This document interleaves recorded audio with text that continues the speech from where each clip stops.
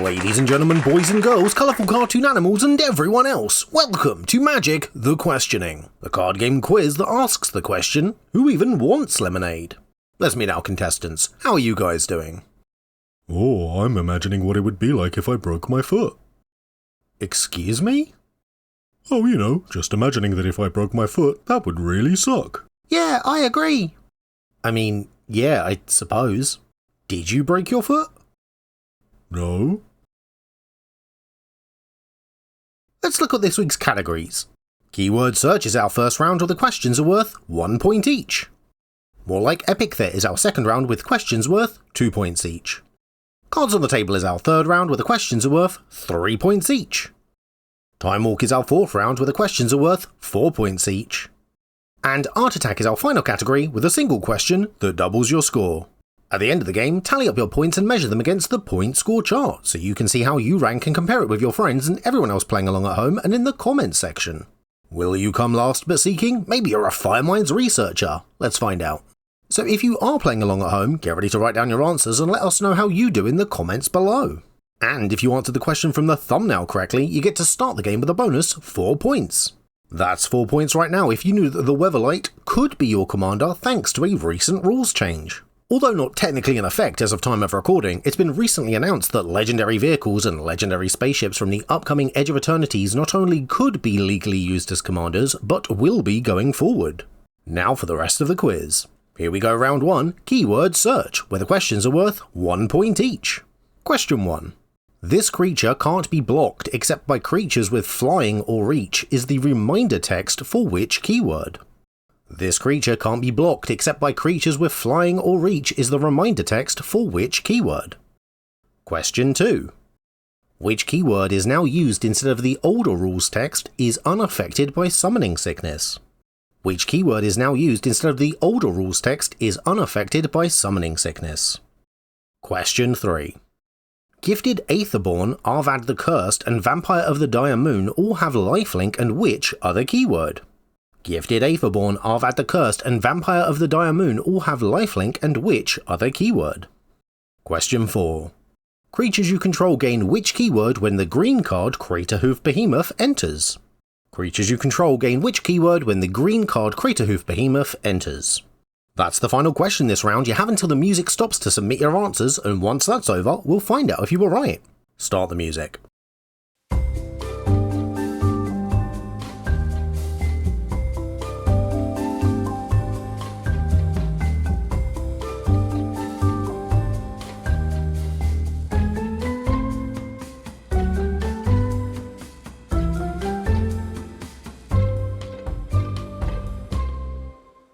Okay, time's up. Let's get some answers. Remember, 1 point this round for each question you answer correctly. Question 1. This creature can't be blocked except by creatures with flying or reach is the reminder text for which keyword? Flying! A mechanic so ubiquitous within Magic that most cards with it don't even bother to print the reminder text anymore. We were looking for flying. Question 2. Which keyword is now used instead of the older rules text is unaffected by summoning sickness? Haste! Obviously before the mechanic was officially keyworded it was a bit wordier, but now it's simply known as haste. Question 3. Gifted Aetherborn, Arvad the Cursed, and Vampire of the Dire Moon all have lifelink and which other keyword? Death Touch. All three of these are vampires without flying, but they do all have lifelink and Death Touch. Question 4. Creatures you control gain which keyword when the green card Craterhoof Behemoth enters? Trample! Craterhoof Behemoth is a commander staple that also buffs the power and toughness of creatures you control until end of turn, in addition to giving them trample. Let's talk to our contestants. How did you guys do? You know how annoying it is to fill in forms for the government? Yeah? Imagine what it would be like if you had to renew your driving license but the system didn't work properly. Okay. And then to fix it you needed to download an app, but that didn't work properly either. Right. And to fix the app, you needed to go to the post office, but not that post office. Which of course you won't find out until you've gone all the way there. No, of course not. And then when you do get to the big post office, which is an hour away, they tell you that the government has known these systems haven't worked for 2 years, but they haven't fixed it because if you do it at the post office, they get to charge you 25 quid. Well, that would be really frustrating and probably waste an entire day. Are you guys alright? Yeah? Of course. On to our second category, More Like Epic Threat, all about creatures and their names. Question 1. The commander card Adriana from Dominaria United is known as captain of the what? The commander card Adriana from Dominaria United is known as captain of the what? Question 2. Which legendary creature from Kaldheim is known as god of the cosmos? Which legendary creature from Kaldheim is known as god of the cosmos? Question 3. The blue elemental fish Eluge from Bloomburrow is known as the shoreless what? The blue elemental fish Eluge from Bloomburrow is known as the shoreless what? Question 4. First appearing in Jumpstart and then again in Double Masters, which unicorn is known as the Blessed? First appearing in Jumpstart and then again in Double Masters, which unicorn is known as the Blessed? You've got till the music stops to get your answers down, and then we'll see the results.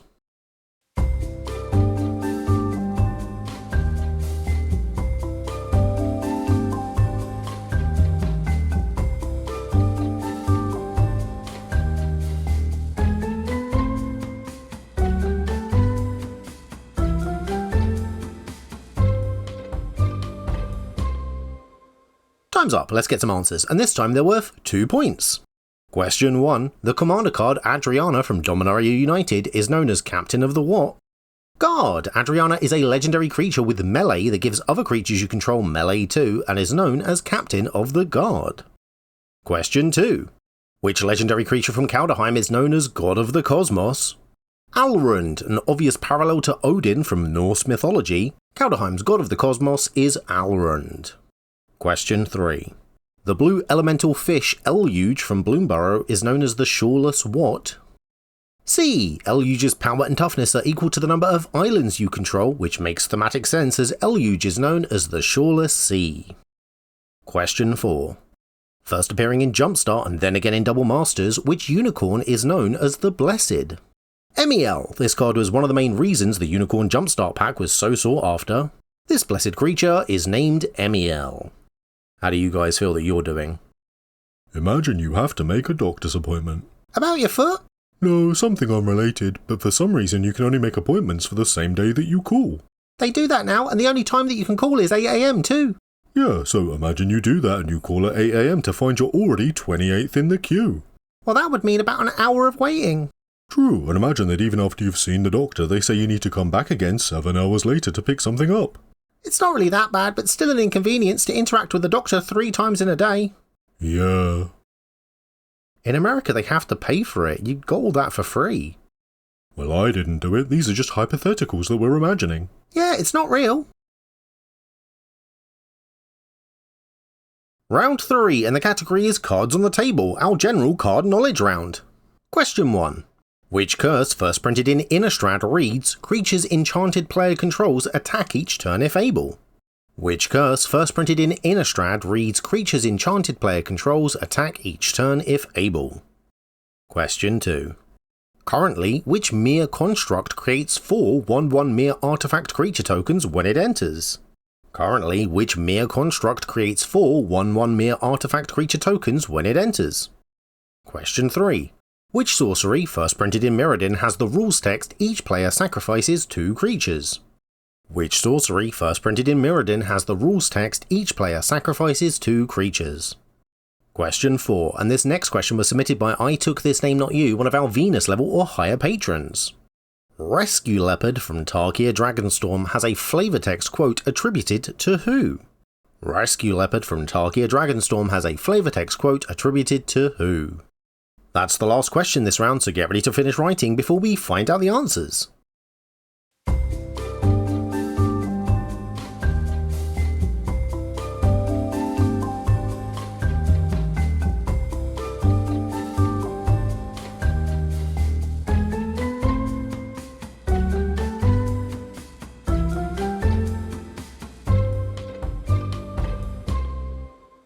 And that's time. Every correct answer is worth 3 points, so let's find out how you did after these messages. Hi, it's me, from the thing that you're watching, and I come with a dire warning. This quiz, and quite frankly my entire channel, is in danger. I love making these types of videos, but they don't do very well numbers wise. They're clearly enjoyed by a very niche audience, usually less than 2,000 people. You, that's watching right now. I make these videos for you. but YouTube's monetization is not very rewarding, especially for smaller channels that make niche videos like mine. I do have some videos that do well, but they tend to be highly critical or controversial, as negativity capitalizing on the current discourse will always get a click from people who are outraged and are looking for more fuel for the fire. But those types don't subscribe and stick around, and I only want to put out a video like that if I truly care about the topic and believe I have something valid to say. I don't want to be a full-time controversy merchant just to afford rent, and instead I want to make silly videos where I build dumb decks or talk about magic-themed pancakes for your entertainment. I want to make quizzes. I want to entertain you. But I also have bills to pay, and so if my only means of doing that is to get more views, and thus better ad revenue from YouTube, then the first change I would need to make is to stop making the monthly video that's seemingly guaranteed to not get a lot of eyes on it. But I don't want to do that, and if you don't want me to do that either, then please consider supporting me on Patreon. If only half of you signed up at even the lowest tier, which is £1 or seemingly $1.50 US, then I would have enough to live on. And that's all I want. If you can afford it, then there are higher tiers that include things like weekly opinion polls where we discuss interesting aspects of the game, access to early audio-only versions of these episodes that you can listen to as a podcast. Most tiers get your name credited on screen at the end of my videos, and even that £1 $1.50 tier will come with access to my monthly behind-the-scenes blog, keeping you updated on the channel. I want to keep doing this, but I need your help. So if you're able to, and if you've found value in my work, then please consider helping to save these quizzes and quite possibly my entire channel by becoming a member of my Patreon, link in the description below. Thank you. Welcome back to Magic the Questioning, where we're about to find out the answers to round 3, where every correct answer is worth 3 points. Here we go. Question 1. Which curse first printed in Innistrad reads creatures enchanted player controls attack each turn if able? Curse of the Nightly Hunt, which is perfect as it reflects the ferocity of a werewolf's lycanthropy. We were looking for Curse of the Nightly Hunt. Question 2. Currently, which Mere construct creates 4 1/1 Mere artifact creature tokens when it enters? Mere Battlesphere, a wonderfully goofy card and interestingly the only Mere construct in the game to date. We were looking for Mere Battlesphere. Question 3. Which sorcery first printed in Mirrodin has the rules text each player sacrifices 2 creatures? Barter in Blood. My personal favourite version is this one depicting Sorin from Avacyn Restored. We were looking for Barter in Blood. Question 4. Rescue Leopard from Tarkir Dragonstorm has a flavor text quote attributed to who? Eshki Dragonclaw. Rescue Leopard's flavor text reads, "The scouts should have been back hours ago. They might be in trouble. I'm sending Kyra." Attributed to Eshki Dragonclaw. A big thank you to I Took This Name Not You for the question suggestion, and you can submit your own questions for the quiz if you join my Patreon at the Venus tier or higher. How many did you guys get right this round? You know what would be worse? What's that? If after you got off the phone to the doctor you went and got your hair cut? But at the time you didn't notice they'd cut the fringe at a wonky angle so you look like an anime character? Yeah, and now imagine afterwards you had to go and deal with all that other stuff we mentioned too. Would make for a pretty stupid looking driving license photo. You'd look like a real idiot. What? Round 4 is Time Walk, exploring important dates from Magic's history. Question 1. Which block is Magic the Gathering's 19th block? Which block is Magic the Gathering's 19th block? Question 2. What was the last standard legal full set to be released in 2012? What was the last standard legal full set to be released in 2012? Question 3. Which set featuring Ravnica was Magic's 60th expansion? Which set featuring Ravnica was Magic's 60th expansion? Question 4. Which set was the first in Magic's history to contain same block reprints? Which set was the first in Magic's history to contain same block reprints? Okay, the time's about to start again, so I hope you have all your answers because this is the last point scoring round. Here we go.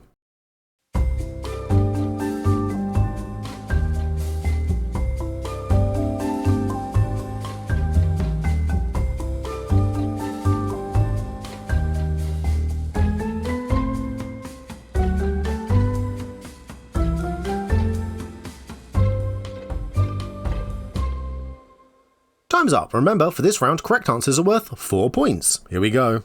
Question 1. Which block is Magic the Gathering's 19th block? The Return to Ravnica block, which consisted of Return to Ravnica, Gatecrash, and Dragon Maze. We were looking for the Return to Ravnica block. Question 2. What was the last standard legal full set to be released in 2012? Return to Ravnica, obviously part of the block of the same name. We were looking for Return to Ravnica. Question 3. Which set featuring Ravnica was Magic's 60th expansion? Gate Crash, you may have realised also part of the Return to Ravnica block. Magic's 60th expansion was Gate Crash. Question 4. Which set was the first in Magic's history to contain same block reprints? Dragon's Maze, those same block reprints being the Guildgate lands first printed in other sets from the Return to Ravnica block. We were looking for Dragon's Maze. Are you guys excited for the bonus round where you can double your points? Okay, now imagine all of that happening. Uh-huh. But you're also having to be on and off the phone all day to the fraud prevention team at the bank. Because you tried to get a refund on something that was broken when you bought it? Yeah, but obviously that's caused some sort of systems error because of course it has. You're cursed. It never rains but it pours. And all of this is hypothetical? Yeah. Why do you ask? No reason? Round 5 is Art Attack, where we slowly reveal a picture to you, and if you can name what card uses that picture as its art before the music stops, then you double your points and you double your score. So to be clear, see some artwork and name that card for double points. I hope you're ready, because here we go!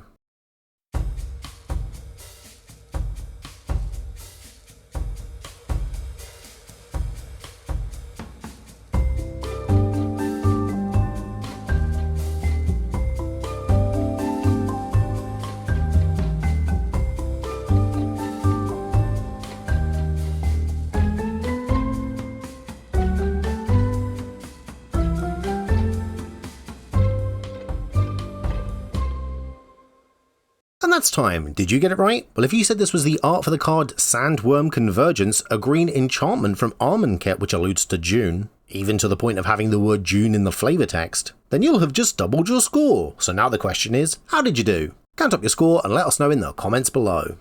Well guys, how do you think you did? Finally, imagine while all of that's happening, you come home to find the hard drive on your computer's failed. The one you hypothetically use for video editing? Of course, so not only have you hypothetically had your day wasted, You'll hypothetically need to wait several more days till it's fixed. or while hypothetically having to write a script and look up quiz questions all on your phone. With a broken foot? And a bad haircut with a wonky part of your fringes getting in one of your eyes. That sounds like it would be hypothetically terrible, doesn't it? Absolutely, don't you agree that would hypothetically suck? Yes, hypothetically I would hate for all of that to happen to me. I imagine I would be very stressed, and that's the end of the show. Join us again next time for another episode of Magic: The Questioning. Thank you to everyone who supports the show, like 27 publications, Eggboy the Particle that permeates all existence, Blank Spaces, Wanpako Jozu, Miss Murder, a random Patreon, and the rest of my patrons whose names are on screen now. A shout out again to I Took This Name Not You for submitting a question, and if you'd like to submit a quiz question to the show, you can via my Patreon, as it's one of my Venus tier reward perks. I'd also like to give an extra special thank you to Brett Canny for providing the music for the show. Don't forget to like and subscribe and set your notification bell to all so you can be updated when our next episode airs. And until then, from all of us here in the studio, we wish you happy quizzing and we will see you next time. Freeze frame.